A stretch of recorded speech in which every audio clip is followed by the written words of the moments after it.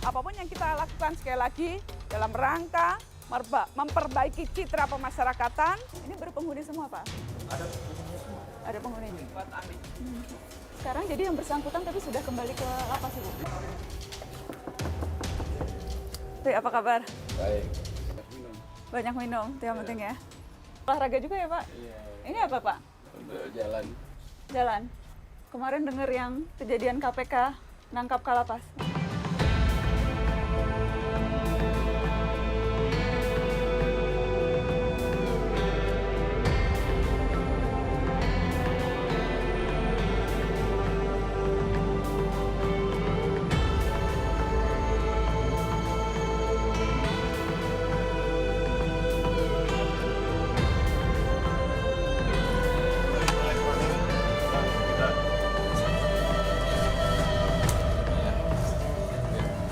Petugas.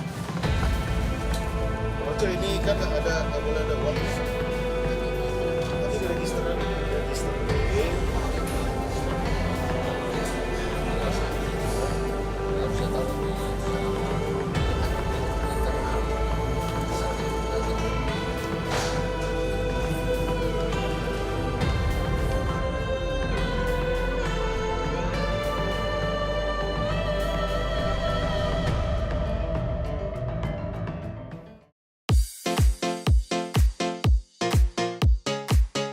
Halo teman-teman semua, jadi pada kesempatan kali ini aku bakal jelasin tentang kronologi kasus dari penangkapan Kepala Lapas Sukamiskin yaitu Wahid Hussein atas dugaan korupsi pemberian fasilitas dan izin khusus bagi sejumlah narapidana.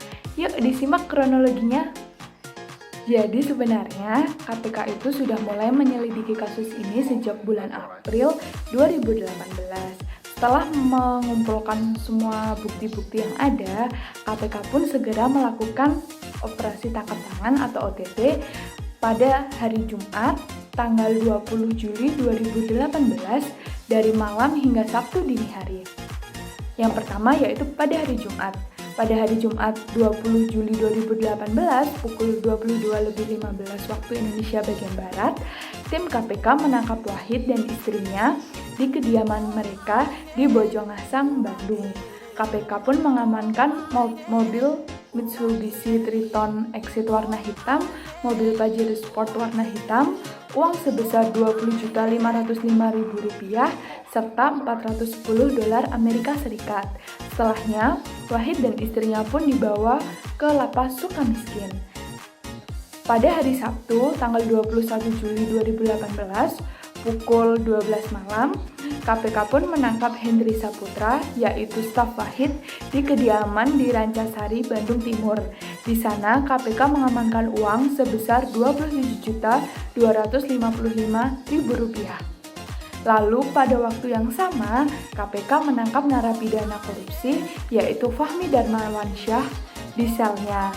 Nah, di sana KPK pun mengamankan beberapa dokumen seperti dokumen catatan sumber uang, serta KPK pun mengamankan uang sebesar Rp139.300.000. Menurut KPK, Fahmilah pelaku utama yang menyuap Wahid yaitu Kalapas Sukamiskin guna mendapatkan fasilitas dan izin khusus untuk keluar masuk lapas. KPK pun menemukan fasilitas mewah di sel Fahmi seperti AC, televisi, dan kulkas. KPK pun kemudian bergerak ke sel Andri Rahmat, yaitu napi kasus pidana umum, yang diduga ia membantu Fahmi untuk melancarkan aksinya yang menyuap Kalapas. Andri pun juga diamankan beserta sejumlah uang senilai Rp92.260.000, $1.000 Amerika Serikat, dan dokumen pembelian serta pengiriman mobil Mitsubishi Triton dan kuncinya juga. Nah, di sel Andri pun KPK juga menemukan sejumlah telepon genggam. Lalu setelah itu KPK bergerak menuju ke 3 sel atas nama narapidana Charles Jones Mesang, Fuad Amin, dan Tubagus Hairi Wardana. Namun keberadaan Fuad dan Tubagus tidak diketahui sehingga sel mereka pun disegel oleh KPK. tim pun membawa Wahid dan istrinya, Hendri, Fahmi, dan Andri ke gedung KPK untuk melakukan pemeriksaan awal. Nah, selanjutnya masih di hari Sabtu tanggal 21 Juli, pada pukul 00.30, tim pun menuju kediaman istri Fahmi di daerah Menteng, Jakarta Pusat. Tim pun mengamankan istrinya dan membawa ke gedung KPK untuk menjalani pemeriksaan lebih lanjut. Nah, pada hari Sabtu 21 Juli pukul 8 malam, KPK pun menggelar jumpa pers dan mengumumkan bahwa Wahid, Fahmi, Hendri, dan Andri sebagai tersangka dalam kasus ini. Jadi itu kronologi dari kasus tentang penyuapan Kepala Lapas Sukamiskin Bandung. Terima kasih. Jadi di sini bakal aku jelasin gimana sih eksplorasi perundangan yang terjadi pada kasus ini. Nah, tersangkanya sendiri ada pertama Wahid, Fahmi, Hendri, dan Andri. Ketentuan pasal 33 Undang-Undang Nomor 31 Tahun 1999 tentang pemberantasan tindak korupsi tidak dapat diterapkan karena kasus ini adalah perkara suap, sehingga tidak membuktikan ada atau tidaknya unsur kerugian uang negara. Atas perbuatannya, Wahid dan Hendri atau staf Wahid disangkakan melanggar pasal 12 huruf A atau pasal 12 huruf B atau pasal 11 dan pasal 12B Undang-Undang Nomor 31 Tahun 1999 sebagaimana telah diubah dengan Undang-Undang Nomor 20 Tahun 2001 tentang pemberantasan tindak korupsi Junto pasal 64 ayat 1 KUHP. Sedangkan Fahmi dan Andri sebagai penyuap disangkakan melanggar yang pertama pasal 5 ayat 1, pasal 13 Undang-Undang Pemberantasan Tindak Korupsi Junto pasal 55 ayat 1 ke 1 KUHP Junto pasal 64 ayat 1 KUHP. Sementara itu terkait dengan Fuad Amin, KPK tidak melanjutkan proses hukum karena yang bersangkutan meninggal dunia saat penyidikan sedang berjalan sekitar bulan September 2019. Tindakan itu mengacu kepada pasal 77 KUHP yang mengatur bahwa kewenangan menuntut pidana hapus jika terdakwa meninggal dunia. Meskipun pasal 77 KUHP tersebut mengatur di tahapan penuntutan, penyidikan untuk tersangka Fuad Amin tidak dapat diteruskan. Lalu bagaimana respon dari lembaga-lembaga negara yang terkait dengan kasus ini dan apa sajakah peran dari lembaga-lembaga negara tersebut dalam kasus ini? Yang pertama ada dari Kemenkumham. Kemenkumham mengklaim bahwa tidak ada terjadi diskriminasi, pemberian fasilitas mewah, atau pemberlakuan khusus kepada Setia Novanto, Nazarudin, dan Joko Susilo di Lapas Sukamiskin ini. Mereka mengatakan bahwa saat ini pihak Lapas Sukamiskin sedang melaksanakan perbaikan kamar hunian sesuai dengan standar pola penempatan narapidana dengan memperhatikan unsur kelayakan dari sudut pandang kesehatan, sanitasi, ventilasi, pencahayaan, dan standar kelayakan pelayanan yang berbasis hak asasi manusia. Namun hal yang berbeda justru dilontarkan oleh KPK selaku lembaga yang menyelidiki kasus ini. KPK mengatakan bahwa operasi yang dilakukan di Lapas Sukamiskin yang berlokasi di Bandung, Jawa Barat ini berhasil membongkar kong-kali-kong antara pengelola lapas dengan narapidana. Mereka juga menyatakan rumor yang selama ini soal permainan yang dilakukan oleh para sipir sampai kepala lapas dengan khususnya narapidana korupsi ini benar adanya dan dapat dibuktikan. Wakil Ketua KPK menyatakan dalam operasi tangkap tangan yang diselenggarakan oleh KPK ini berhasil menjerat Kepala Lapas Sukamiskin yaitu Wahid Hussein, dan penyidik KPK juga menemukan bukti praktik penyimpangan kewenangan di penjara ini. Di antaranya yaitu terjadi jual beli kamar sampai izin keluar masuk dari penjara. Wakil Ketua KPK di sini juga menyindir Kementerian Hukum dan Hak Asasi Manusia serta Direktorat Jenderal Pemasyarakatan supaya tidak tutup mata atas keburukan kenyataan pengelolaan dari penjara ini. Menurut Wakil Ketua KPK tersebut, penjara itu tidak bisa dipisahkan dari sistem hukum yang terpadu yang harus menjunjung tinggi integritas. Karenanya, praktik suap untuk mendapatkan fasilitas tertentu ini oleh narapidana tentu sangat merusak cita-cita bangsa dalam pemberantasan korupsi. Dari respon-respon tersebut, kita dapat membahas satu persatu peran dari lembaga-lembaga negara tersebut. Yang pertama dari Kemenkumham. Menurut saya, Kemenkumham ini memiliki peran dalam pengawasan dan penindakan hukum dalam sistem hukum yang terpadu dan hak asasi manusia dalam kasus ini, di mana pengawasan yang ketat dan tegas terhadap pengelolaan lapas-lapas agar tidak terjadi praktik penyimpangan kewenangan di lapas ini tidak terjadi lagi. Dan KPK juga memiliki peran sebagai lembaga negara yang menyelidiki dan membuktikan kebenaran kasus tersebut. Operasi tangkap tangan yang dilakukan oleh KPK ini berhasil membuktikan bahwa benar terjadi adanya penyimpangan kewenangan di dalam lapas tersebut. Halo teman-teman, di sini aku bakal jelasin lebih lanjut gimana sih respon Lembaga Swadaya Masyarakat Terkait atau LSM mengenai kasus lapas Sukamiskin ini. Nah, Kepala Pukat UGM Zainal Arifin Muchtar mengatakan Kementerian Hukum dan HAM atau Kemenhumham melakukan pembiaran terhadap kasus korupsi yang terjadi di lapas Sukamiskin ini. Nah, pasalnya pada 2017 sudah ada laporan mendalam mengenai kasus yang sama di banyak media massa. Bahkan Zainal menyarankan agar KPK tidak melokalisir penyidikan hanya pada Kalpas, tetapi juga pada pejabat-pejabat di atas, karena takutnya terjadi keterkaitan antara pejabat-pejabat di atas dengan kasus suap menyuap ini. Zainal juga menambahkan bahwa salah satu masalah yang menyebabkan kasus ini terjadi adalah pengawasan di lapas Sukamiskin yang kurang mumpuni, baik dari pengawasan secara fisik maupun pernyataan finansial. Faktor lainnya adalah kualifikasi para sipir di Sukamiskin yang belum cukup tinggi. Perkaranya, para pidana yang mendekam di Sukamiskin kebanyakan berasal dari tindak pidana korupsi. Jadi harus berbeda dengan lembaga permasyarakatan biasa lainnya, harus benar-benar berintegritas dan benar-benar dengan seleksi yang ketat. Berbeda dengan Zainal, Indonesia Corruption Watch atau ICW menilai kejadian ini berawal dari masalah sistematis yang tidak diselesaikan. Contohnya, evaluasi dari kasus-kasus korupsi di dalam lapas hanya dilakukan sebatas rotasi, penggantian, dan penghentian personil. Karena hal tersebut terjadi, ini tidak menjawab masalah yang ada. Seperti Zainal, Laula selaku anggota Divisi Hukum dan Monitoring Peradilan ICW mengatakan, adanya pembiaran yang dilakukan oleh Kemenhumham terhadap oknum bersangkutan memperparah kasus ini. Dari zaman Presiden Susilo Bambang Yudhoyono atau SBY, Ibu Laula sudah ditemukan lapas yang memiliki fasilitas mewah. Kalau sebagai bentuk pertanggungjawaban dari posisi, seharusnya Menteri Hukum dan HAM atau Menkumham juga harusnya bertanggung jawab di kasus tersebut. Bahkan, pamor lapas Sukamiskin sebagai lapas para koruptor sudah terkenal. Masalahnya, kebanyakan narapidana korupsi yang mendekam di sana adalah hasil kerja para penyidik dan jaksa penuntut umum besutan KPK. Namun hal ini menjadikan lapas Sukamiskin dipenuhi oleh orang-orang yang memiliki kapital dan kekuasaan.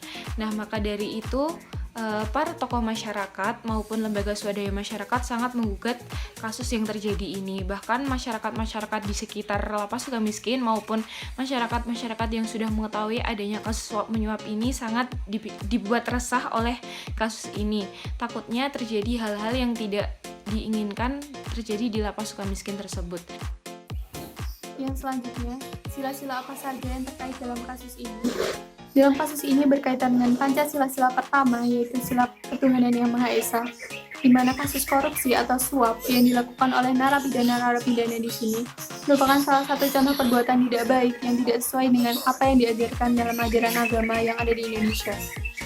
Yang selanjutnya, dalam kasus ini juga berkaitan dengan Pancasila-sila kedua, yaitu kemanusiaan yang adil dan beradab, karena korupsi merupakan salah satu contoh perbuatan dari kejahatan kemanusiaan. Yang ketiga, kasus ini juga berkaitan dengan Pancasila-sila ketiga, yaitu Persatuan Indonesia. Dalam persatuan lebih mementingkan kepentingan orang banyak dibandingkan kepentingan pribadi. Sedangkan dalam kasus ini, korupsi atau suap yang dilakukan merupakan salah satu contoh perbuatan di mana ia lebih mementingkan kepentingan pribadi dibandingkan kepentingan orang banyak. Yang selanjutnya, kasus ini juga berkaitan dengan Pancasila-sila keempat, yaitu kerakyatan yang dipimpin oleh hikmat kebijaksanaan dalam permusyawaratan perwakilan, di mana kasus korupsi ini merupakan salah satu contoh dari perbuatan yang tidak bijaksana.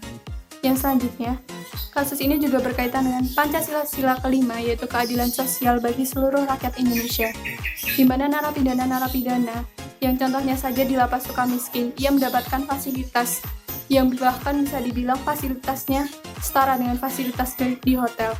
Sedangkan berbanding terbalik dengan narapidana lain, ia mendapatkan fasilitas yang bisa dibilang tidak layak. Bahkan ada yang dalam satu sel terdapat hingga 37 orang, yang itu merupakan sebuah contoh dari perbuatan yang tidak adil. Halo teman-teman semua, di sini saya akan melanjutkan pembahasan teman-teman saya sebelumnya mengenai nilai dasar instrumental dan praksis pada kasus jual beli lapas di Sukabaya, lebih tepatnya mungkin. Untuk nilai dasar ada nilai keturunan. Nilai keturunan ini mencakup kepercayaan kita mengenai apa yang kita anut, apa yang kita jaga dan kita jalankan sehari-hari sesuai ajaran agama kita, agama yang kita pilih. Di dalam nilai keturunan ini kita diajarkan untuk selalu berbuat baik kepada sesama, selalu berbuat adil kepada sesama, tanpa pandang bulu, selalu mementingkan kepentingan bersama, musyawarah dan sebagainya. Selanjutnya adalah rela berkorban demi kepentingan golongan dan negara. Di dalam rela berkorban ini kita sebagai seorang warga negara Indonesia kita harus mementingkan kepentingan bersama. Kita tidak boleh egois, tidak boleh individualis supaya terjadi suatu musyawarah yang dapat diterima oleh masyarakat banyak. Kemudian nilai keadilan. Nilai keadilan inilah yang sering dipandang sebelah mata oleh beberapa orang. Di dalam nilai keadilan kita harus berperilaku adil kepada sesama di dalam menjalankan kehidupan kita.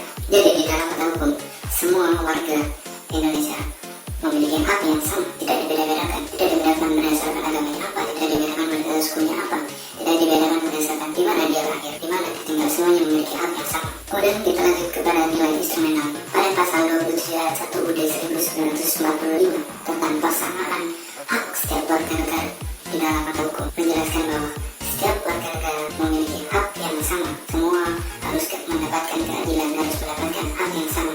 Jika dia melanggar suatu hukum hak, maka harus dihukum juga dengan hukum hak. Semuanya harus sama dan adil, tidak memandang apakah dia anak presiden atau dia anak gubernur, bupati, raja dan sebagainya. Di dalam negara kesatuan Republik Indonesia ini semuanya sama di mata hukum, tidak ada pengecualian. Kemudian kita lanjut ke nilai praksis. Dalam kenyataannya, praktik suap dan korupsi masih sering terjadi di Indonesia. Hal ini membuktikan bahwa praktik keadilan di mata hukum di Indonesia belum sepenuhnya berjalan adil dan baik. Dalam kasus ini sangat jelas bagaimana bisa dalam suatu lapas terjadi jual beli kamar. Orang-orang yang memiliki finansial yang cukup, memiliki banyak uang, mereka bisa membeli suatu kamar, suatu lapas.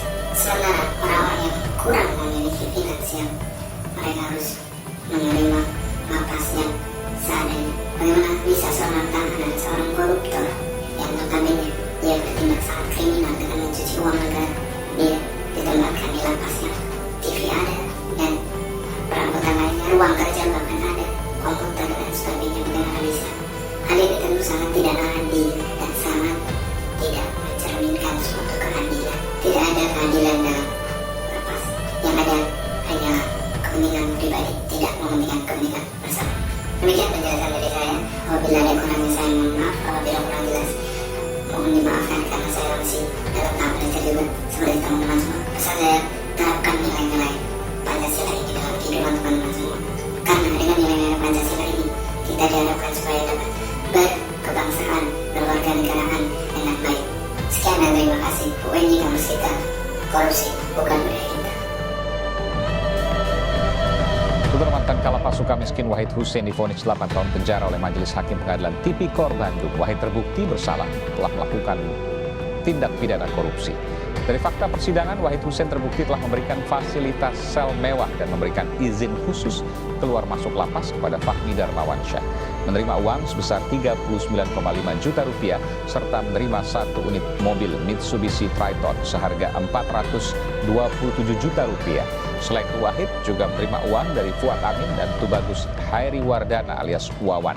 Atas putusan itu, kuasa hukum dan terdakwa mengaku pikir-pikir apakah akan mengajukan banding atau tidak.